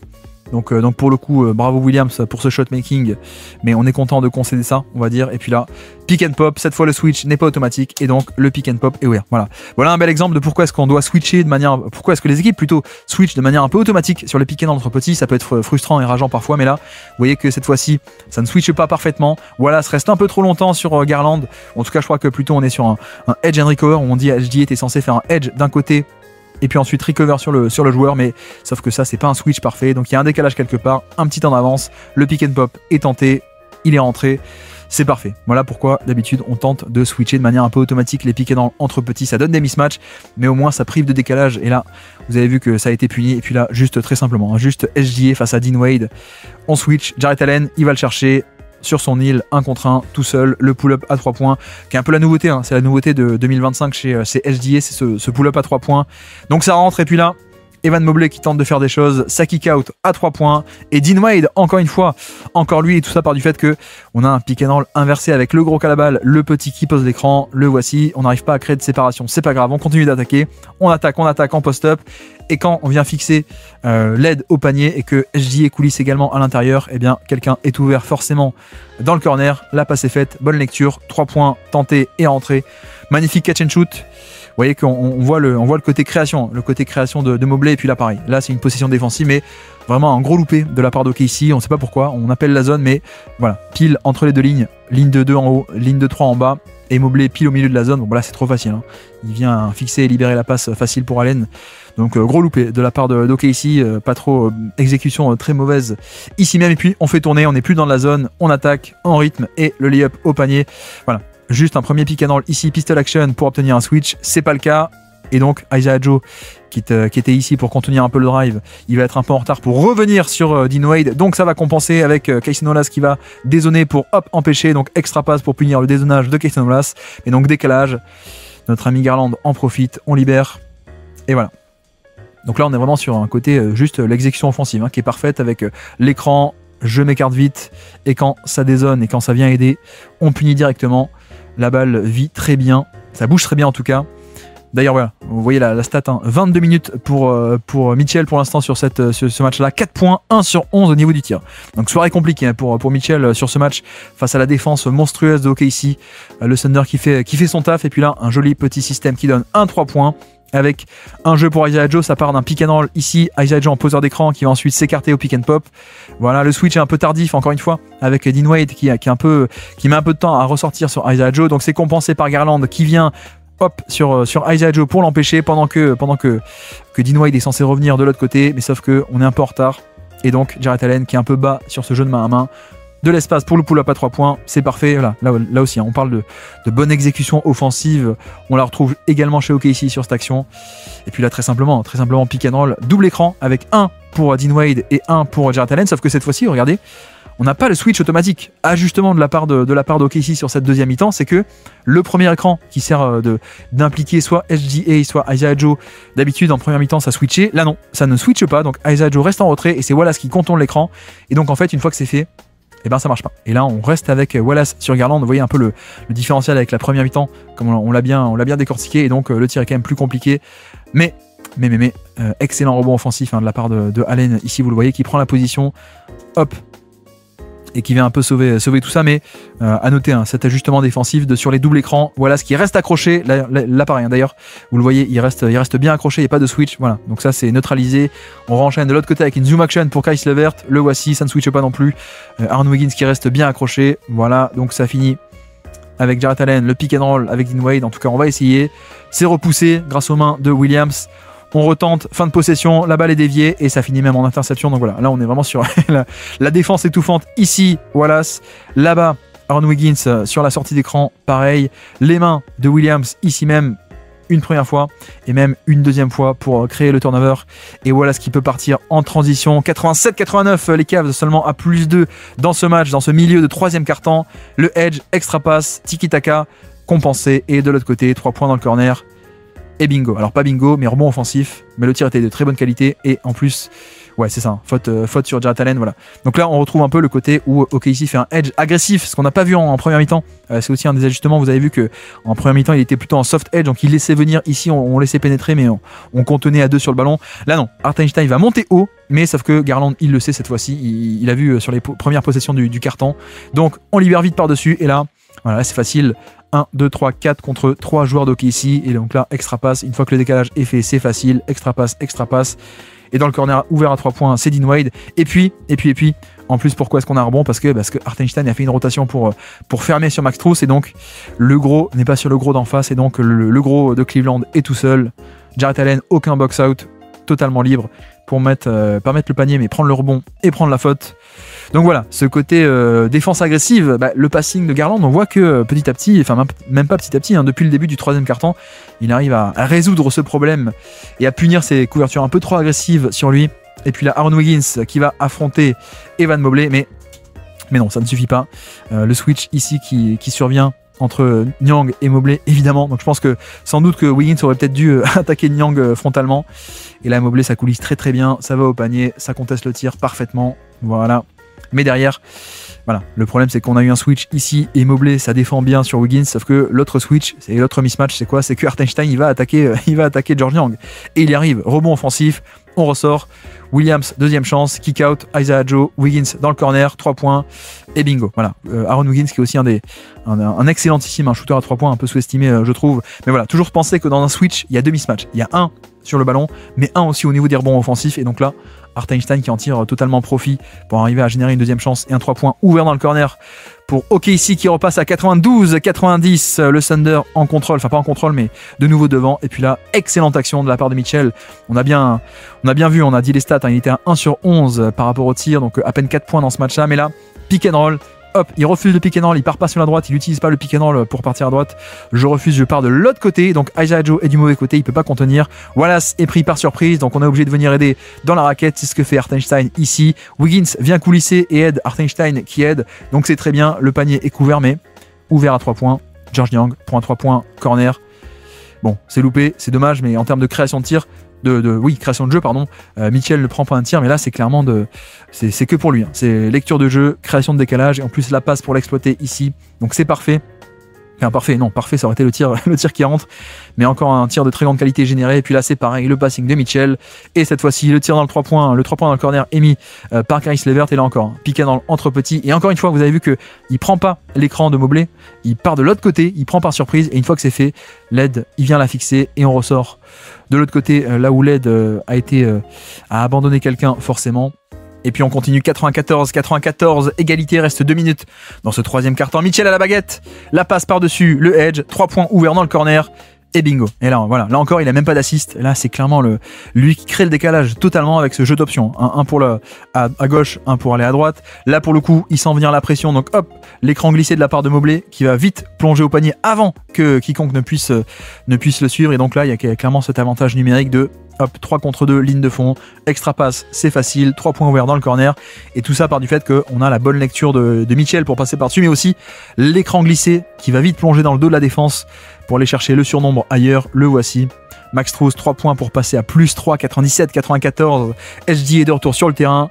On va aller tenter de cibler Georges Niang, pas de switch, mais un décalage qui est créé. On est bien revenu en position. Vous avez vu que là, l'objectif, c'est d'impliquer Georges Niang dans l'action avec Aaron Wiggins, mais on reste en 2 contre 1 ici même. Hop, on veut pas laisser en switch Niang sur SGA. Sauf que le problème, c'est que ça défend bien. Ça défend bien avec Max Strus qui doit gérer un peu le 1 contre 2 ici. Il couvre un peu le rôle, la priorité. Et puis ça ressort vite à 3 points quand SGA fait la passe à 3 points. Le close-out, un hard close-out d'ailleurs. Vous avez vu à quel point il se jette. Hein. C'est pas un soft close-out, c'est un hard close-out. Il se jette pour empêcher le 3 points. Voilà, parce qu'un bon shooter à 3 points, on ne va pas le laisser prendre un catch and shoot. Donc c'est parfait. Décalage annihilé, j'arrive plus à parler, excusez-moi. Et donc Lou Dort qui doit faire isolation et voilà. Et ça, si c'est pas un symbole de la saison d'OKC et de Lou Dort, c'est que Lou Dort sur des fins de possession, il vient sauver des trucs un peu de manière un peu absurde parfois. Et là, ça nous rappelle un peu le 3 points de fin de possession, match 7 des finales NBA. Je pense que les fans d'OKC s'en souviennent. Voilà, tu fais tout bien, mais t'as Lou Dort qu'en isolation sur un tir totalement en déséquilibre qui vient te mettre tout de même le panier. Donc 98-97, OKC à plus 1. Et de nouveau, Mitchell, le 3 points, la création par le passing cette fois-ci. On va cibler Isaiah Joe. Voilà, mais sauf qu'on n'attend même pas que l'écran soit posé. Il vient un peu split le pick and roll, il vient le fendre en deux. Il passe entre les deux défenseurs avant même que l'écran soit posé. Et donc, il arrive avant tout le monde dans la raquette. Et quand ça vient aider, forcément, le kick-out est facile. 3 points dans le corner ouvert, encore un. Je crois que ça doit faire au moins 3 ou 4. Hein. 3 ou 4 des 3 points grands ouverts dans le corner qui sont les tirs jackpot. Hein. Et il arrive à en générer 3 ou 4 d'affilée. Mitchell là-dessus, donc le passing génial de la part de Mitchell qui contribue même s'il n'y a pas des points de sa part, mais il y a de la création de jeu. Et puis là, SGA également pas mal du tout. Création, kick-out, 3 points. Isaiah Joe qui peut pas répondre, mais Aaron Wiggins qui vient sauver le basketball, mais surtout le Thunder ici même sur ce rebond offensif. Magnifique, et ça part du fait que quoi, on a SGA à la baguette, hein, semi-transition, on n'attend pas que la défense soit en place, on attaque directement. Vous avez vu hein, ce que fait Niang pour pas switcher, c'est censé être un edge and recover, donc même un hard edge. Il monte haut pour gêner le temps que Caris LeVert contourne l'écran, et ensuite il est censé recover vers son attaquant. Sauf que là, SGA c'est parfait, vous avez vu à quel point, hop, je pars à gauche et je reviens vite à droite pour naviguer entre ses défenseurs et pour attirer la prise à 2. Voilà, je mobilise les deux défenseurs, et donc forcément, si moi j'en ai 2 sur moi, je ressors à 3 points. Et derrière le rebond offensif, c'est parfait. Dans toute cette confusion, personne pour poser un box-out sur Wiggins. Donc on est de nouveau à égalité 100 partout. Reste 40 secondes. Fin du 3e quart-temps. On implique Isaiah Joe, cette fois-ci ça switch, il reste en face de Mitchell, mais l'énorme 3 points, voilà. Le scoring est de retour, quand on arrive à forcer un switch, c'est parfait, un mismatch surtout, quelqu'un qui ne fait pas le poids défensivement, donc là c'est ce qui est fait, je pense que notre ami Lou Dort, là je pense qu'il joue un peu la faute offensive, hein, et il va l'obtenir beaucoup de fois cette saison, mais là, hop, il explose au contact, je trouve que l'écran est pas si dur que ça, hein, la part de Max Strus, mais c'est un peu la spéciale Lou Dort, hein, de faire semblant de...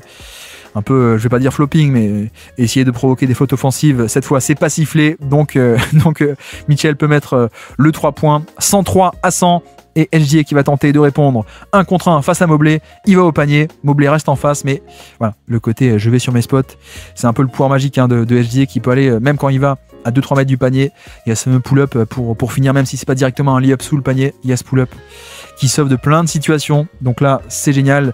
Début du 4e quart-temps, cette fois-ci, on va cibler Max Strus, le pick and roll avec Isaiah Joe, le jeu à 2, le fameux, qui vient perturber les switches. Là, vous voyez que Strus est censé faire un peu un edge and recover, mais sauf que pendant qu'il fait un edge, Isaiah Joe déjà est en train de s'écarter. Et donc, c'est facile. 3 points ouverts dans un fauteuil. Voilà, c'est un peu le classique, hein, le Isaiah Joe plus SGA, et puis là, la zoom action pour Max Strus. La passe, Georges Niang, le 3 points, c'est parfait.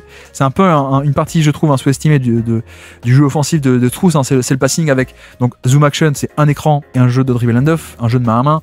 Il vient chercher la balle, c'est ce qui est fait. 2 sur le ballon ici parce qu'il y a la menace de pull-up, hein, c'est un bon shooter à 3 points, donc on monte haut sur lui. La passe par-dessus, elle n'est pas disponible pour le roll, pour le poseur d'écran, puisque c'est couvert par SGA, donc il fait la bonne lecture, il ressort à 3 points pour le mec qui est abandonné par SGA, et boum. Voilà, ce côté, c'est pas du pick and roll classique, frontal ou de l'isolation, mais c'est du jeu en sortie d'écran qui reste de la création de jeu indirect. Et puis là, pareil, hein, regardez le côté Okoro 1 contre 1 face à SGA, léger dézonage de la part de Strus qui vient un peu boucher le terrain un maximum, et surtout Ensuite, il n'y a pas que le stunt, le dézonage, il y a aussi le recovery, le revenir. Et comment est-ce qu'il revient? C'est un hard close-out. Il vient se jeter parce que, comme Isaiah Joe était un bon shooter à 3 points, il se jette, quitte à se faire dépasser. Hein. Ça, c'est pas grave. Effectivement, il se fait dépasser. Mais voilà, si ça avait été un non-shooter, tu fais un close-out un peu plus lent. Là, non. Là, on se jette pour vraiment forcer les mecs à prendre un tir à 2 points ou à driver ou à dribbler. C'est ce que fait Isaiah Joe. Il ressort. Et ça arrive au final sur plutôt Kenrich Williams. Donc voilà, bonne exécution défensive également de la part de Strus ici même, sur ce line-up un peu plus petit avec Mobley en poste 5. C'est parfait, les Cavs qui s'en sortent avec un stop défensif, toujours 106-105, à peine 1 point d'avance pour les Cavs. SGA à la baguette, Okoro reste bien sur lui, il tente de s'accrocher, il conteste le tir, c'est parfait, et on récupère la balle en plus, voilà. On a clairement ce côté où Okoro, quand il est sorti de sa boîte, la défense, on la connaît, c'est plutôt des limites offensives qu'on redoute, mais la défense est quand même géniale. Et là, pour le coup, Georges Niang ne veut pas switcher, il reste accroché à Lou Dort et Okoro passe par-dessous. On coulisse bien, on lève la main, on conteste parfaitement ce tir, regardez, c'est magnifique. Donc voilà, si seulement Okoro avait un peu plus d'attaque, je pense qu'il pourrait être à 30-35 minutes de jeu par match, largement dans le All Defense tous les ans, parce que le niveau défensif est à ce point bluffant à mon sens. Et puis là, de nouveau, magnifique passe, magnifique création de la part de Mitchell, même si à la fin, je crois qu'il y a un marché, malheureusement, je crois, donc possession un peu gâchée, mais notez le passing.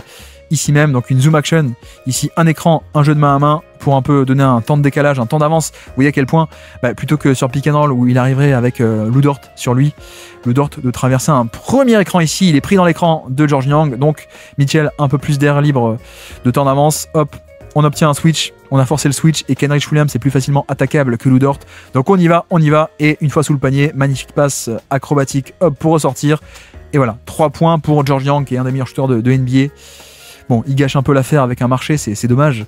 Mais encore une magnifique passe de la part de Mitchell qui ne score pas, mais qui arrive à créer du jeu pour les Cavs. Donc toujours plus 1 pour Cleveland, 106-105. Et là, drive de Wiggins, le cut de Kenrich Williams qui n'ose pas prendre le tir et donc ça se finit en turnover. Un peu dommage, mais ça part du fait que SGA est défendu par Okoro. De nouveau, on ne veut pas switcher, donc on va faire le maximum pour ne pas switcher. Cette fois, il n'y a même pas d'écran, donc Niang n'a même pas besoin trop de batailler. Okoro reste devant SGA, le voici. Niang dézone même par rapport à Wiggins, il vient un peu dans le dos là, il vient un peu faire une prise à 2. Ici même, donc bonne lecture de SGA qui ressort, et puis Wiggins qui attaque aussi le close-out. Là encore, la technique de close-out de Strus, il va pas juste sur Wiggins, il essaie de bloquer, il prend un angle un peu sur le côté, comme ça vous allez le voir, pour empêcher l'extra passe vers le corner. C'est un peu son but, donc voilà, hop, il ferme vers le corner, donc quitte à être vulnérable de ce côté-ci, mais en même temps de ce côté-ci c'est plein centre. Donc là il peut être réceptionné par d'autres, et c'est ce qui va être fait. Voilà, à la fois Okoro et à la fois Mobley sont là, donc c'est parfait. C'est des détails, c'est vraiment du mini détail, mais détails qui comptent pour le coup. Donc l'angle de close-out de Max Strus qui empêche l'extra passe pour un 3 points ouvert dans le corner et qui force plutôt le drive à aller s'empaler vers le milieu de la défense, vers Mobley, vers Okoro, et puis ensuite perte de balle provoquée. Donc superbe de la part des Cavs. Et puis là, on va même se mettre en zone défensive. Pourquoi ? Parce que Ty Jerome est de retour sur le terrain et donc il faut le protéger. Bon, là ça marche pas parce qu'on a encore une fois, après Lou Dort, c'est Williams qui vient un peu sauver la possession un peu de manière loufoque. La ligne de 2 en haut de la zone, Mitchell et Ty Jerome, et la ligne de 3 en bas avec Strus, Mobley, plein centre, proche du panier, et Okoro. Vous allez voir, et donc là on va dérouler un peu cette zone, ça va être un point charnière de ce match, de ce 4e quart-temps. Et en plein milieu de la zone, ici, on croit qu'il va perdre l'équilibre. En fait, Williams fait un pied de pivot et il va scorer au buzzer. Bon, 2 points faciles, 2 points chanceux pour OKC. Mais on les prend dans un match aussi disputé. OKC repasse à 107-106. Max Strus qui attaque au panier. Bonne défense de Williams, mais il score malgré tout. Et tout ça part du fait qu'on a un double écran pour Ty Jerome qui va sur la main gauche. Alors vous me direz, il peut aller dans les deux sens. Ty Jerome, il est un peu ambidextre, donc c'est tant mieux. Et puis là, juste Strus qui va attaquer en contre 1. Il attaque. Donc voilà, vous devinez que je suis un peu fan de Strus, mais vous voyez aussi pourquoi, parce qu'il y a de la défense, il y a du passing, et là il y a même un drive par-dessus Jalen Williams. Donc c'est parfait, 108-107, Cleveland qui repasse devant. Cette fois on est en homme à homme avec Williams qui va attaquer Max Strus et bien il n'y arrive pas. Il n'arrive pas à perdre de balle provoquée par... même pas provoqué, je pense que juste il se dribble sur le pied, donc un peu dommage. La part d'OKC, on gâche un peu une possession, toujours plus 3 pour les Cavs, 110 à 107, et là encore vous voyez à quel point le terrain va se resserrer. Alors d'abord un écran et on obtient un Mitchell sur SGA, ça c'est parfait, le switch, ok, mais sauf que c'est pas un vrai 1 contre 1, on se dit mais non mais c'est un 1 contre 1, c'est pas bien, non. En fait, il y a regardez tout ce qu'il y a derrière, une activité pour boucher le terrain, on a même une ligne de 3 en plus du 1 contre 1, donc ça en fait c'est un 1 contre 4, hein. Clairement il y a Okoro dans la raquette, il y a Max Strus à une passe près, il y a Mobley à une passe près, donc là on a vraiment le côté, le terrain est bien bouché, et donc il vient fixer, il ressort, mais c'est Kenrich Williams, donc c'est pas top.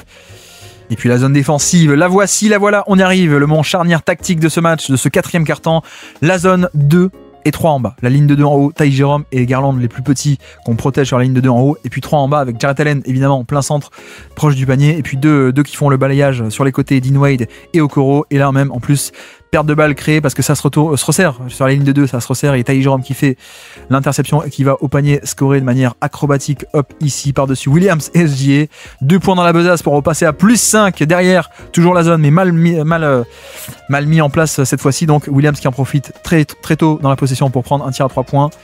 Voilà, c'est dommage que ce soit loupé, mais c'est bien de prendre un peu ce genre d'opportunité tant qu'on peut face à une zone.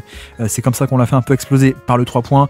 De l'autre côté, Ty Jerome en superstar, le voici, le voilà lui aussi, pick and roll, je pars sur la gauche. Cette fois-ci, vous voyez que Hartenstein ne fait pas des pressions comme sur Garland en montant très haut. On craint un peu moins Ty Jerome, sauf que Ty Jerome va leur montrer que bah non, il vaut mieux, faut aussi respecter mon scoring. Tu me laisses pénétrer jusque sur mes spots dans la raquette, le flotteur au niveau de la ligne de lancer franc. Il est absurde d'efficacité cette saison-là 2025. Donc là, il le met, c'est parfait. Et puis là, vous voyez, hein, la zone de 3, 2 en haut, 3 en bas. Et sauf que là, ça marche pas. Là, ça marche pas. On essaie de se mettre au milieu de la zone entre les lignes, sauf que ça marche pas. Vous allez voir que ça ronronne un peu ici. Ça coulisse bien. Pas de solution. Et même interception de la part de Jarrett Allen. C'est parfait. Et donc, ajustement après un temps mort. Voici quel est le contre-move. C'est que on va créer un surnombre sur la ligne du haut. Ici. C'est tout le but de ça. Alors que regardez, la possession d'avant. Hop, ici même, on était juste à 2 contre 2 en fait. Hein. Un porteur de balle ici, un porteur de balle ici. Donc on était sur un 2 contre 2, pas d'avantage. Alors que on appelle un temps mort, et en retour de temps mort, on crée un décalage. Et donc là, quand il y a un pick and roll, en effet, il y a les deux de la ligne du haut qui doivent venir compenser. Hein. Forcément, le pick and roll est défendu à 2. Donc là, on mobilise les deux. Et le troisième, donc, est tout seul. Et à partir de là, le décalage est créé. On peut attaquer. Il est tout seul. Il pénètre le flotteur d'Hartenstein. Et voilà, ça c'est vraiment le contre-move classique sur une zone 2-3, c'est que on crée un surnombre de 3 contre 2 sur la ligne du haut, pick and roll mobilise les deux défenseurs, on ressort et Williams est tout seul. Donc ça va être un peu le truc classique, mais que vont dérouler un peu le Thunder, en tout cas tenter de dérouler le Thunder pour battre cette zone. Pour l'instant, on est toujours à plus 5 pour les Cavs, 114 à 109, Garland à la baguette. On reste accroché cette fois-ci, vous avez vu que on n'a pas de switch automatique, hein, on l'a dit, c'est l'ajustement de la deuxième mi-temps, c'est qu'on ne veut plus switcher, voilà, ça reste accroché, le edge de la part de Hartenstein, mais qui fait pas non plus un edge si agressif que ça, il est au niveau de l'écran, mais pas plus, voilà, je reviens vite sur Jarrett Allen, voilà, et donc 1 contre 1, et Garland qui pénètre jusque dans la raquette, et qui, voilà, c'est aussi un peu l'interrogation par rapport à ces Cavs, c'est que contrairement à Boston, contrairement à OKC, contrairement à des équipes comme ça, est-ce que Mitchell et Garland ont cette capacité à battre les 1 contre 1 sur des switches ou même sur des match-ups principaux? Pour moi, c'est un peu le point d'interrogation de tout ceci. De l'autre côté, semi-transition, la zone n'a pas eu le temps de se mettre en place, donc SGA fait bien d'attaquer très tôt, même si là il manque un peu le tir, mais voilà, c'est bien. On laisse pas le temps que la zone puisse cadrer le terrain, on attaque très tôt, on va au panier, bon c'est loupé, mais derrière, hop, action un peu litigieuse, hein, puisqu'il n'est pas totalement revenu en jeu. Il va quand même capter ce ballon, hop, et transmettre le 3 points à Wallace, qui va mettre le 3 points un peu clutch, hein, mine de rien. Il reste 6 minutes dans ce match. Énorme 3 points pour recoller à -2 à peine, 114-112. Mais voici donc Ty Jerome, toujours sur le terrain. Les flotteurs complètement dingo. Le voici, le voilà. Toujours pareil, hein, ce côté, c'est pas censé rentrer, mais pourtant il le met. Et de nouveau, vous voyez à quel point Hartenstein reste en drop, hein. On ne craint pas le scoring, on ne craint pas le pull-up à 3 points, on reste en retrait, mais sauf que le fait de rester en retrait, ça le laisse pénétrer sur ses spots, le flotteur à 2-3 mètres du panier et ce toucher fabuleux qu'il le met. Et puis là de nouveau, Williams à la baguette, pas de zone cette fois-ci, juste du homme à homme. Oui, homme à homme, c'est ça. Ça va sur SGA face à Okoro, bonne défense d'Okoro, mais voilà, c'est aussi pour ça que c'est le MVP. C'est que dans ce genre de situation, 1 contre 1, pas grand chose qui est créé en termes de décalage, mais je peux quand même mettre le panier, le super pouvoir des superstars, le voici, toujours Ty Jerome, hein, pourquoi changer une équipe qui gagne. Ty Jerome qui pénètre, le flotteur cette fois-ci n'est pas rentré, mais il y a faute. Voilà, donc très, très simplement. Vous voyez aussi à quel point, hein, on commence un peu à le craindre, c'est que Mark Daniels, il a fini par mettre Jalen Williams sur Ty Jerome. C'est quand même pas rien. On commence un peu à le craindre, mais on le laisse pénétrer. et il va prendre la faute dans l'entrejeu, donc c'est parfait. Et puis là, voilà, la zone 2-3 et de nouveau le surnombre de 3 contre 2 sur la ligne du haut, vous la voyez, avec un pick and roll en plus qui est cette fois posé vers l'extérieur, ce qui fait que autant tout à l'heure, quand c'était posé à l'intérieur, ça mobilisait les deux défenseurs, mais là, vers l'extérieur, Garland, il peut pas. Garland, ou alors il faudrait qu'il revienne ici totalement, donc ça serait un total dézonage pour le coup. Donc ça permet de pénétrer, personne devant Williams qui peut pénétrer. Une fois que le décalage est créé, la passe est faite au panier. Hartenstein, c'est facile. Mais non, c'est pas facile puisque Jarrett Allen vient totalement effacer ce tir au panier. Donc magnifique action de la part de Jarrett Allen. Mais on voit très bien que dans le process, il y a ce côté créer des 2 contre 1. Et en effet, là, il y a personne. Là, à la limite, il faudrait presque que Mitchell monte ici depuis le corner, peut-être pour compenser, mais ça donnerait une passe vers le corner où Wallace est à une passe près de l'action pour un point à 3 points. Mais voilà, la très bonne défense de Jarrett Allen à la fin qui vient sauver tout ça. Hop, on reste à plus 4 pour les Cavs, 118 à 114. Semi-transition, Garland qui attaque, Mitchell à 3 points. D'ailleurs, je crois que c'est juste après, juste après ce contre-clutch de la part de Jarrett Allen. Ici même, voilà, le contre-clutch, on part en transition et en transition. 1 seconde ou 2 secondes après, le 3 points clutch de Mitchell qui a rien mis sur cette soirée, mais là qui met un énorme tir pour repasser à 121-114, reste 4 minutes et quelques à jouer dans ce match. Mitchell, et puis là de nouveau le retour de la zone, 2 en haut, 3 en bas, et le retour du surnombre qui va être créé 3 contre 2 en haut de la zone. Le voici, vous le voyez, 3 contre 2 ici même. Pick and roll pour fixer les 2 défenseurs, on relâche sur le 3e, sauf que cette fois-ci, le mec de la ligne du bas, Mobley, va monter pour compenser au moins temporairement. Voilà. Donc en fait, Williams n'est pas totalement ouvert. Donc c'est un peu la nuance, c'est que on n'est pas sur une zone juste 2 en haut, 3 en bas, assez rigide, ou un peu zone universitaire où personne ne bouge. Non, le but c'est aussi d'être un peu plus flexible. Et en NBA, on voit aussi ce genre de truc où dans la zone 2-3, il y a une flexibilité au niveau des 2 sur les côtés qui peut un peu faire ce fameux balayage sur les côtés depuis le corner vers l'aile. Donc là, c'est ce qui est fait. Le décalage est absorbé. Hartenstein au milieu, mais la zone est en place.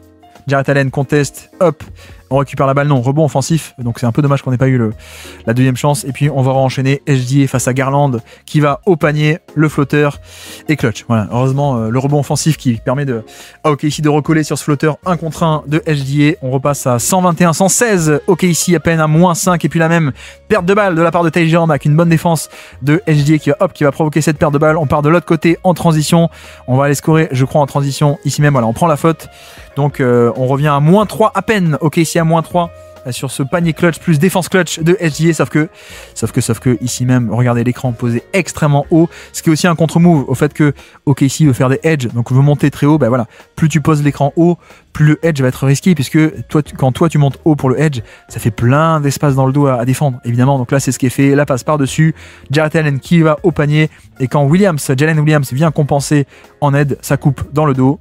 La voici, le cut au panier, Mobley pour le panier clutch pour repasser à +5, 123-118, il reste 3 minutes et demie. De nouveau, vous le voyez, la zone ici même, je crois, on est en zone ou pas pas sûr, non, si on est en zone. La zone, le pick and roll cette fois, 2 écrans carrément, 2 écrans.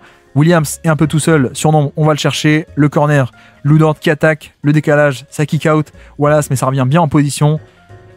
Vraiment, on a un côté rotation défensive assez impressionnant et on concède, on concède un pull-up en mouvement de la part de Lou Dort. On est quand même content de concéder ça en tant que défense. Et puis surtout, vous allez voir le festival des rebonds clutch de la part de Evan Mobley. Là, il y en a un premier. Il passe par-dessus Hartenstein qui pourtant avait la position préférentielle. Premier rebond clutch de la part de Mobley avec ses longs bras par-dessus pour dévier juste assez et capter ce ballon. Vous notez, premier rebond clutch de Mobley ici même. De l'autre côté, Garland à la baguette. On va chercher SGA sur un switch. C'est fait. Garland face à SGA. Est-ce qu'il est capable de punir? Il va attaquer en 1 contre 1. Drive d'un côté. On va au panier. Le flotteur. C'est manqué. Voilà, c'est manqué. C'est un peu dommage. Et donc, OKC peut récupérer cette possession. Voilà, la force de frappe d'un contre 1, qui est un peu le gros doute de Cleveland. On part de l'autre côté. Williams face à Max Strus. On n'est plus sur de la zone. On est sur de homme à homme. On va chercher Garland et on va provoquer une faute.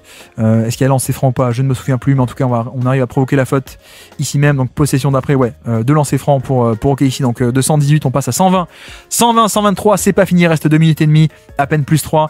Et puis là c'est pareil, c'est-à-dire que c'est le contre-move de l'écran glissé qui glisse dans le dos de la défense pendant que Hartenstein monte au niveau du edge. Voilà, donc on part dans 2 directions opposées, plus la lecture et le timing de la passe qui passe par-dessus pour aller chercher ce 4 contre 3. Ici on le voit bien, Mobley il va au panier, il prend la faute en plus de Ludort, voilà, donc lancer franc, 124 à 120, il met seulement un des deux lancers francs, donc plus 4 pour les Cavs, la zone de 3, la voici, vous la voyez, avec ce surnombre 3 contre 2 en haut, on vient fixer, on libère à Williams qui peut pénétrer grâce à ce surnombre, kick out et flotteur dans la raquette, voilà une très belle possession face à la zone, créer un surnombre, une fois que le décalage est fait, on perd pas de temps, on y va, on attaque, et là, Jarrett Allen il est un peu 1 contre 2. 1 contre 2 contre Williams et Hartenstein, le flotteur pour Okolea, moins 2.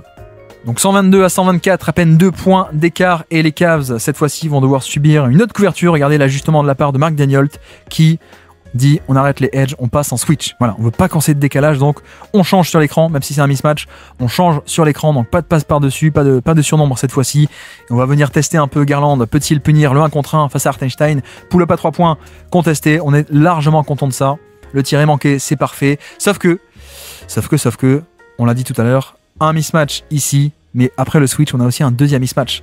Le premier mismatch, c'est sur le ballon, Hartenstein sur Garland, ça c'est bien géré, mais le deuxième, c'est que Jarrett Allen n'est pas défendu par un gros, et donc Jarrett Allen, autre rebond clutch, ici rebond offensif, hop, pour capter la balle par-dessus le petit Cason Wallace, il prend la faute, donc on conserve la possession, il reste 1 minute 37, et les Cavs conservent la possession grâce à ce rebond, donc 2 lancers francs, il met le premier, 125-122, il loupe le deuxième, mais, encore un rebond clutch de la part cette fois de Evan Mobley, regardez, avec la main par-dessus, hop, on envoie la balle, on conserve la possession, on va pouvoir un peu griller le chrono, on garde la balle, c'est parfait, on a 3 points d'avance et la balle, Mitchell qui attend, il attaque, 1 contre 1 contre Cason Wallace, il prend le pull-up, c'est loupé, mais c'est pas fini le festival des rebonds, regardez, Jarrett Allen qui prend la position sous le panier, et encore un rebond clutch ici même, voilà, on conserve la possession, on ressort, et la balle est conservée, donc OKC qui fait des stops, mais ils n'arrivent pas à récupérer la balle, c'est juste un peu dommage, ce côté-là, et le pouvoir du rebond offensif, les Cavs sont pas une énorme attaque du rebond offensif, mais c'est vrai que,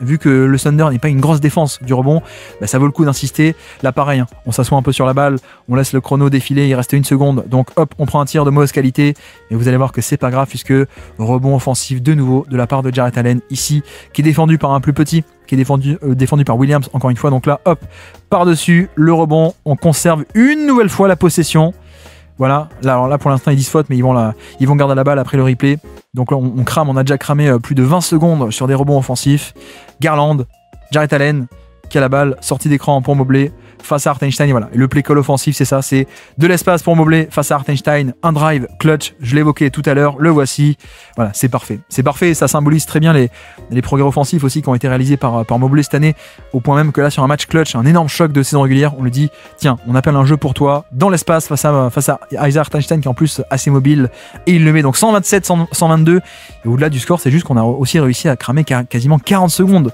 de possession, voire même 50 secondes, donc reste à peine 1 minute désormais, vous voyez toujours la zone, ça fait tourner, ça coulisse bien, niveau défensif pour les Cavs, il reste 9 secondes, donc là la zone se transforme en homme à homme, on défend en homme à homme, cette fois-ci, Jarrett Allen qui coulisse sur le pick and roll, et on arrive à faire le stop défensif. Donc là c'est aussi à noter ce truc, c'est qu'on démarre en zone, d'accord, mais au bout d'un moment, quand il y a trop de décalage, on repasse sur du homme-homme un peu plus classique. Voilà, et donc là ça coulisse. En plus on a aussi Mobley qui est en deuxième rideau, qui vient aider à fermer l'angle au cas où. Et puis derrière en plus le rebond, parce que voilà, autre rebond clutch, Hartenstein qui est arrivé au niveau du rebond offensif. Et là regardez Mobley, encore une fois, hop, la main pour le rebond clutch, énième rebond clutch de la part des Cavs. Donc toujours 127-122, plus 5 pour les Cavs, reste 30 secondes. Garland qui mange un peu le chrono, on fait tourner, et puis l'attaque en 1 contre 1. Cason Wallace va-t-il arriver à scorer ou juste cramer le chrono? Il attaque, main gauche, il va au panier, le flotteur, et c'est parfait.